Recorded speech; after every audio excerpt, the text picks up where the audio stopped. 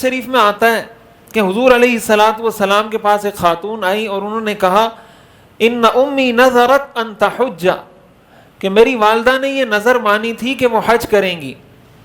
Film تحج حتی ماتت، تو ان کو حج کا موقع نہیں ملا اور وہ دنیا سے چلی گئیں، افاحج عنہا، کیا میں اپنی والدہ کی طرف سے حج کر سکتی ہوں؟ حضور نے فرمایا نعم حجی عنہا، آپ نے فرمایا ہاں ان کی طرف سے آپ حج کر لو۔ ارأیت لو کان علی امک دین اکنت قاضیتہ، تم مجھے یہ بات بتاؤ اگر تمہاری والدہ پر قرضہ ہوتا تو تم اس کو ادا کرتی؟ تو انہوں نے کہا بالکل ادا کرتی۔ حضور نے فرمایا اقض اللہ، پھر اللہ کا حق بھی ادا کرو، فاللہ احق بالوفاء، اللہ اس بات کی زیادہ حقدار ہیں کہ اللہ کا حق ادا کیا جائے۔ اسی کے ساتھ ساتھ جس طرح حضور سے صحابیہ نے پوچھا کہ ان کے ذمے میں حج تھا، جو نظر کا حج ہوتا ہے وہ واجب ہوتا ہے، کہ انہوں نے اس بات کی نظر مانی تھی کہ میں حج کروں گی اور حج کا موقع نہیں ملا، تو حضور نے فرمایا کہ اس کا حج بھی کرو۔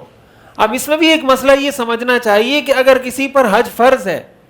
کسی پر حج فرض ہے تو اور اس کو موقع نہیں مل رہا حج کرنے کا، تو اس پر یہ بات بھی فرض ہے کہ وہ اس بات کی وصیت کر کے جائے کہ میرے مرنے کے بعد میرے مال میں سے حج کرنا، یہ وصیت اس پر فرض ہے۔